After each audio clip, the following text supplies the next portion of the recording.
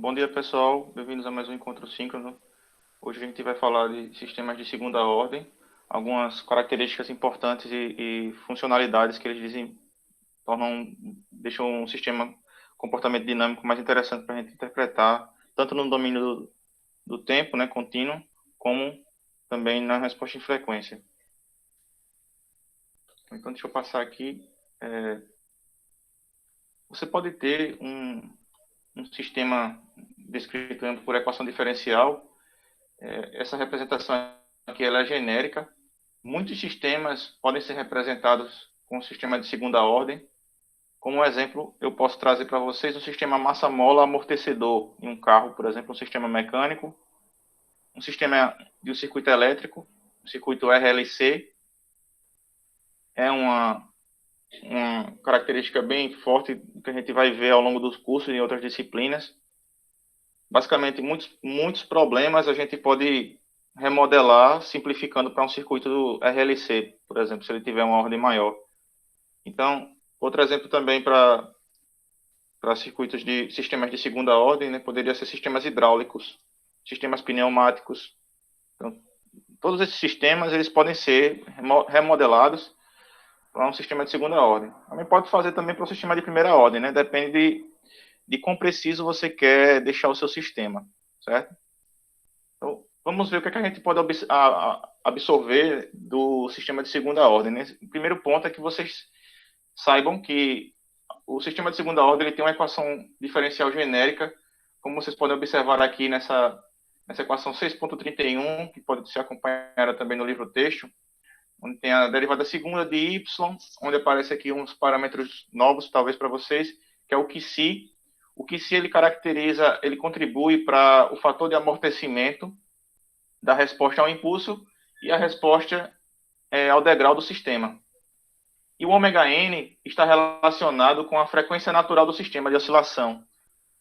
Então, imagine o seguinte, você pode imaginar, né? Professor, tem um caso de um circuito que é alimentado com excitação CC, em corrente contínua. Uma fonte DC, ou uma fonte de corrente, de tensão de corrente DC. E quando você aciona essa fonte, né, você gera um degrau. Eventualmente, dependendo do seu sistema que você estiver montando lá, se for um circuito RC, RL, ou se for aqui no caso um circuito mais próximo desse caso aqui seria o RLC, você pode observar no osciloscópio, no domínio do tempo, esse perfil que está aqui abaixo, pessoal. Então vamos olhar aqui com mais detalhes para essa resposta ao degrau. Dependendo dos valores que vocês tiverem do resistor, do indutor e do capacitor, vocês vão ter diferentes tipos de curvas.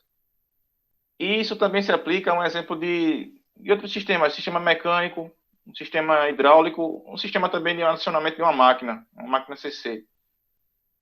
Então é interessante você saber como regular isso para você não ter oscilações muito fortes. Por exemplo, em regime permanente, o valor que ele tende a convergir aqui é 1, né? Nessa resposta ao degrau. Você vai acionar você vai excitar esse sistema, vai colocar uma fonte de excitação, e se esse sistema for muito sensível, você pode observar aqui oscilações fortes. Então, um amortecimento, o que se tendendo para zero, esse sistema ele vai tender para uma resposta oscilatória contínua. Então, aqui no caso é um QC de 0,1. Esse QC de 0,1, você já perceba que tem um overshoot, a gente chama geralmente overshoot é o valor acima do valor de regime permanente. Quanto ele vai, ó. Então, vamos supor que aqui seja em torno de 1,5, 1,5, 1,7, que ele está indo aqui 1,7 acima do seu valor de regime. Então, isso quer dizer o seguinte, que você está sobrecarregando a capacidade de regime permanente desse sistema. Isso pode ser uma corrente, pode ser uma tensão na máquina, uma máquina elétrica, por exemplo, ou um dispositivo sensível eletroeletrônico. E isso pode trazer danos. Então, se ele for muito sensível, você tem que regular isso de alguma forma, né?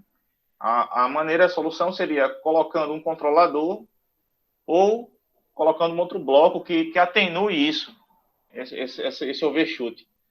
Então, o primeiro ponto é você saber que todo sistema de segunda ordem ele pode ser representado por uma equação genérica Aí cabe a você, né, quando estiver analisando o sistema, o engenheiro, o engenheiro de modelagem, né, quem estiver fazendo a modelagem do sistema, fazer a coerência, né, a compatibilidade desses parâmetros do QC, do ômega n, em função dos valores do circuito ou do sistema que você estiver usando, né, seja ele um sistema elétrico, um sistema mecânico ou um sistema hidráulico.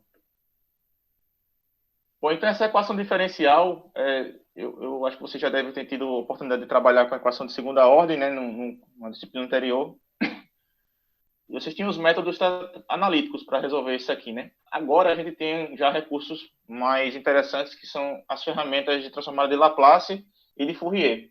Então foi visto lá com a transformada de Fourier que você pode substituir o operador DDT por J-ômega. Então a derivada segunda, ela vem com J-ômega ao quadrado, né? Então está observando aqui, ó, o fator J-ômega quadrado, ele está relacionado com essa derivada segunda. A derivada primeira é substituída por J-ômega e o fator de y, né, ele vem como uma constante 1. Então, quando você isolar esses termos, h de J-ômega vai caracterizar o y de J-ômega sobre x de J-ômega. Certo, pessoal?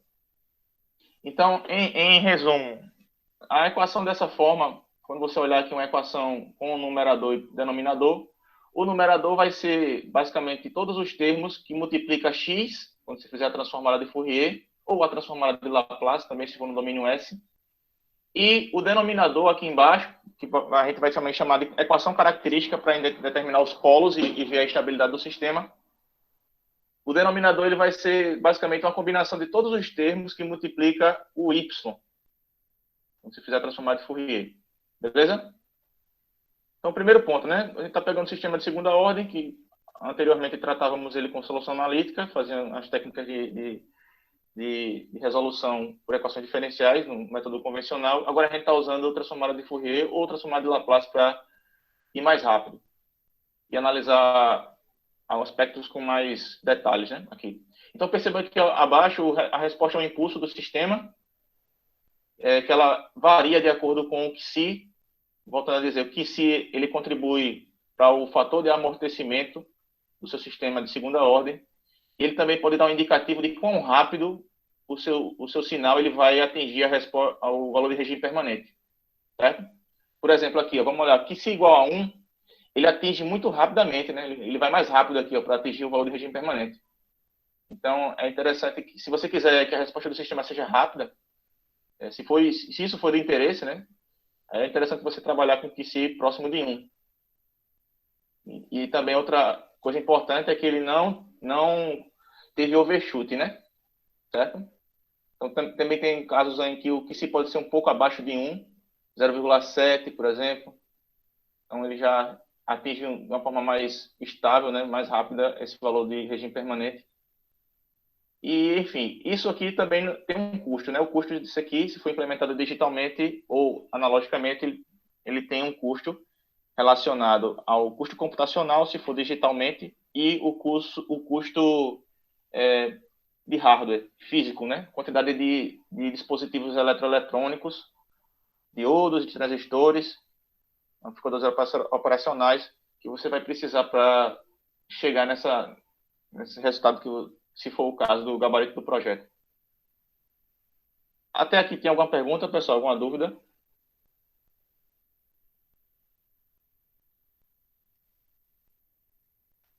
Então, vou passar aqui. Vocês podem botar no chat alguma pergunta aí, se tiver. Então, como eu falei, o QC, essa variávelzinha aqui que aparece na resposta em frequência, função de transferência, é o fator de amortecimento. E dependendo do valor do fator desse QC, você vai ter diferentes respostas dinâmicas do seu sistema. Né? Você analisar o sistema, a resposta em frequência desse sistema.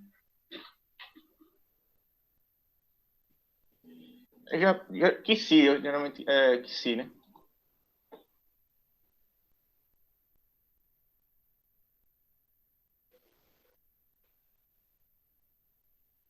Então, quando essa variável ela tiver valores diferentes, você vai ter três tipos de sistemas. O subamortecido, entre 0 e 1, criticamente amortecido, quando ele vai valer 1, e superamortecido, quando ele for maior que 1.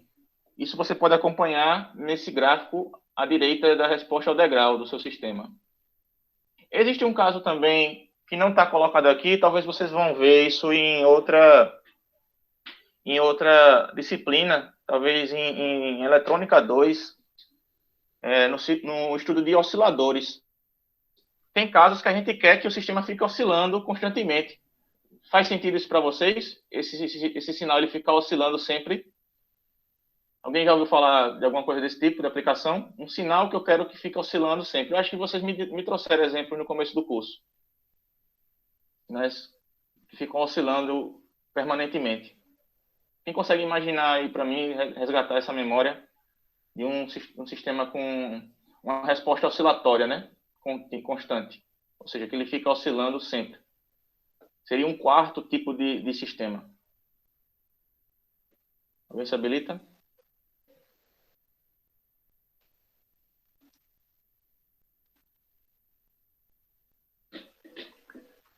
A gente poderia imaginar que seria o caso dessa variável da fator de amortecimento igual a 0, no limite. Quando a gente quer fazer um clock, pessoal, de um oscilador, quero colocar no meu sistema um cristal, por exemplo, lá para ser um clock, para ficar gerando a frequência, né, de um sistema digital. Então, é um exemplo de aplicação. Quando eu quero ter um oscilador constante, um sistema que fica oscilando lá, sempre, para gerar um sinal de clock. Aqui, com aquela senoide oscilando, né, constantemente, e aí eu posso tratar isso com outro bloco, um sistema de vários blocos, né, de operação, derivador, integrador, grampeador, para ter o clock do sinal. Seria um quarto, só um exemplo a mais, né? Você acha que nesse curso, até agora, nesse curso, eu acho que só esses três já cobrem bem as aplicações. Então, quais seriam os casos subamortecidos, né? Como eu mostrei anteriormente, seriam esses casos aqui em que se o fator de amortecimento ele varia, né? Entre 0 e 1. Ele cobre essa faixa. Subamortecido, criticamente amortecido, seria o valor dele igual a 1. Superamortecido seria o valor maior do que 1. Vocês devem ver isso também na disciplina de circuitos elétricos. Acho que é o capítulo 8 no livro de circuito elétrico. Aí surge um parâmetro adicional aqui, que é o ômega D. Ômega D é a frequência natural amortecida, a maneira como ela vai se amortecer aqui, que depende também de ômega N, onde ômega N é a frequência natural não amortecida. Seria equivalente se esse fator ele fosse... imagina aqui no caso, né? Quando eu falei o caso anteriormente do fator de amortecimento igual a 0, seria essa variável aqui igual a 0. Então, o seu parâmetro de frequência ômega D seria igual a ômega N. Então, a frequência natural do sistema, tendendo a ser amortecida, ela seria não amortecida.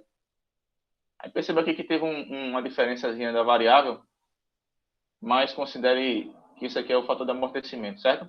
Está diferente a variável, pessoal, aqui, mas eu peço que vocês anotem aí, façam essa observação, que esse parâmetro aqui é o fator de amortecimento, que está na raiz de 1 menos essa variável ao quadrado.